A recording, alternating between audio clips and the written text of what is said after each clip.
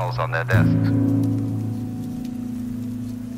And people nowadays think that was very morbid. Everything's falling apart. So don't try and stop it. When you're falling off a precipice, it doesn't do you any good to hang on to a rock that's falling with you. See? But everything is doing that. And so, again, this is another case of our completely wasting our energy in trying to prevent the world from falling apart. Don't do it. Don't do it. Don't do it. And then you'll be able to do something interesting with the free energy. With the free energy. With the free energy. With the free energy. With the free energy. With the free energy. With the free energy. With the free energy. With the free energy. With the free energy. Don't do it. Don't do it. Don't do it.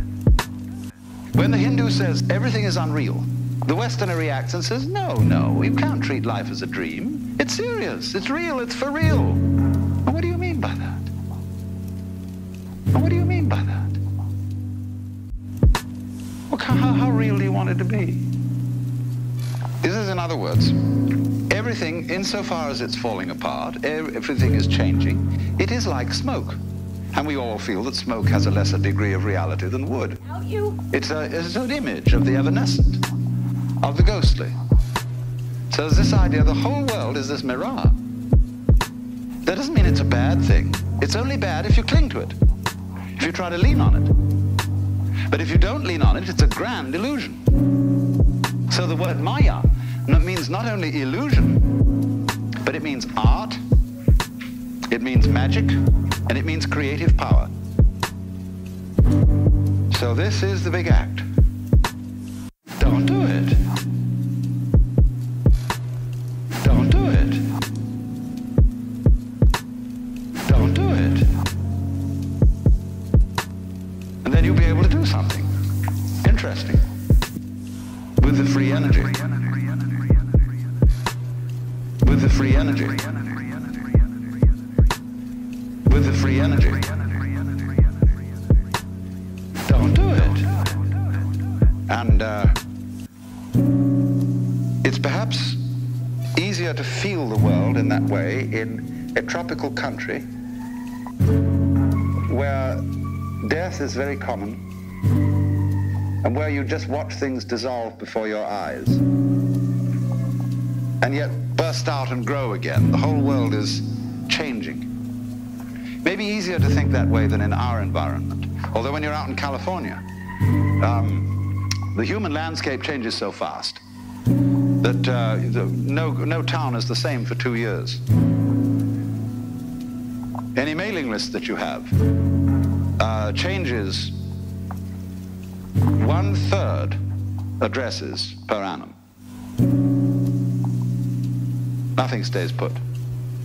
The hills are shadows and they flow from form to form and nothing stands.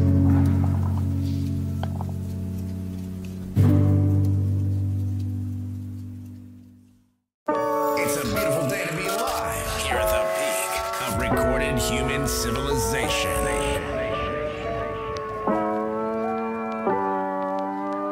Akira. The Dawn. He's got clout.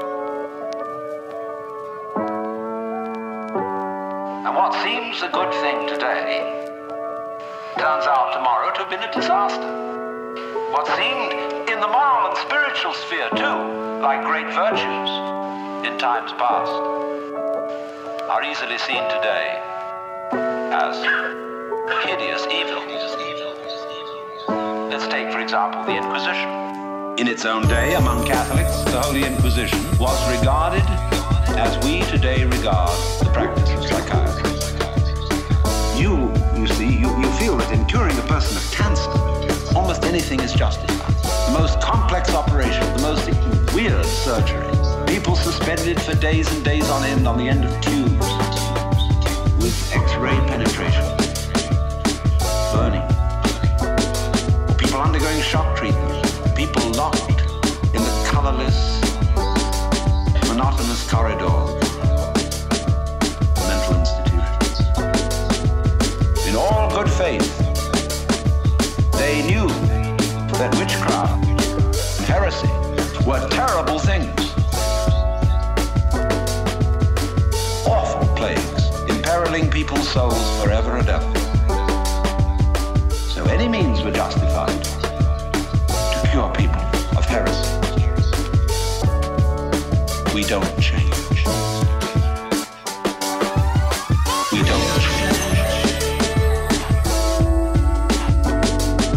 We're doing the same thing today, but under different names. We don't change. We're doing the same thing today, but under different names. We can look back at those people and see how evil that was. But we can't see it in ourselves. So therefore, beware of virtue.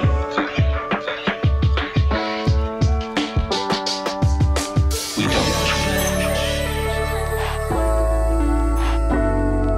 We're doing the same thing today, but under different names. We don't change. We're doing the same thing today, under different names. We don't change. We're doing the same thing today, but under different names. We don't change. We're doing the same thing today, under different names. So therefore, beware. Virtue. So therefore, beware. Beware. Virtue.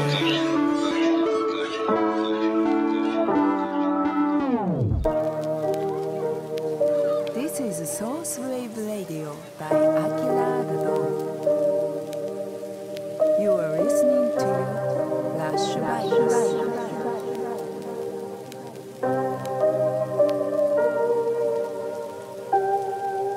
White Anglo-Saxon Protestants, British, German, American, have been on a rampage for the past 100 or more years to improve the world.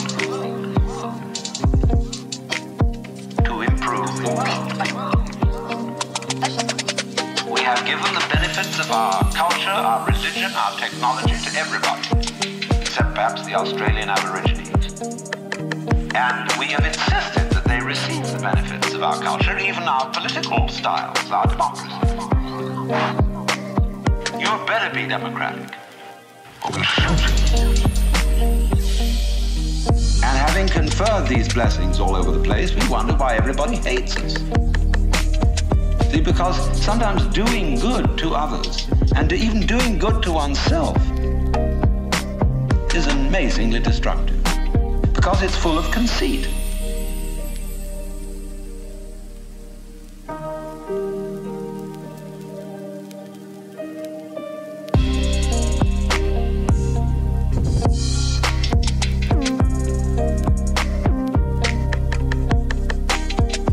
How do you know what's good for other people?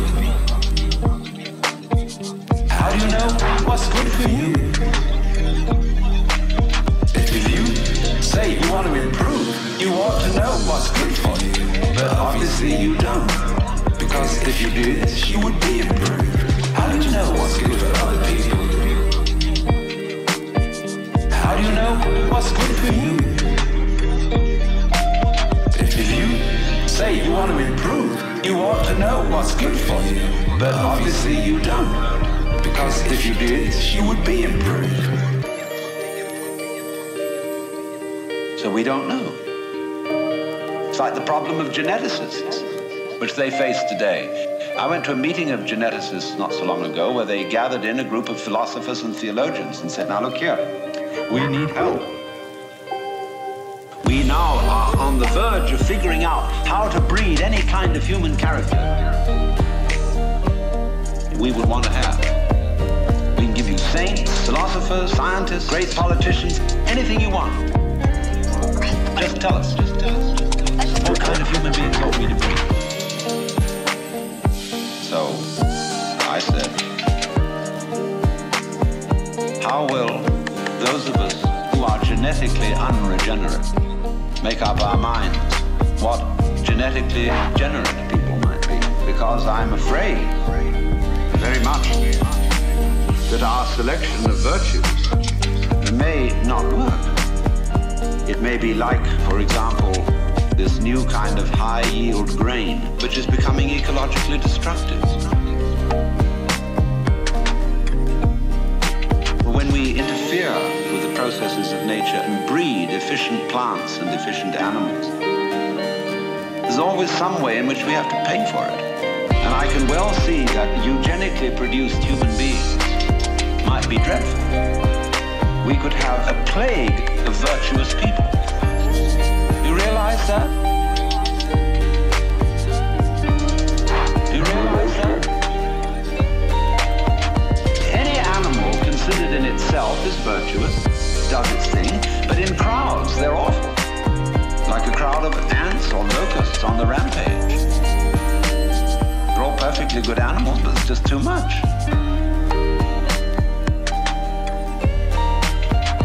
I could imagine a perfectly pestiferous mass of 1 million saints. How do you know what's good for other people? How do you know what's good for you? If you say you want to improve, you ought to know what's good for you. But obviously you don't. Because if you did, you would be improved. How do you know what's good for other people? How do you know what's good for you? If you say you want to improve, you ought to know what's good for you. But obviously you don't. Because if you did, you would be improved.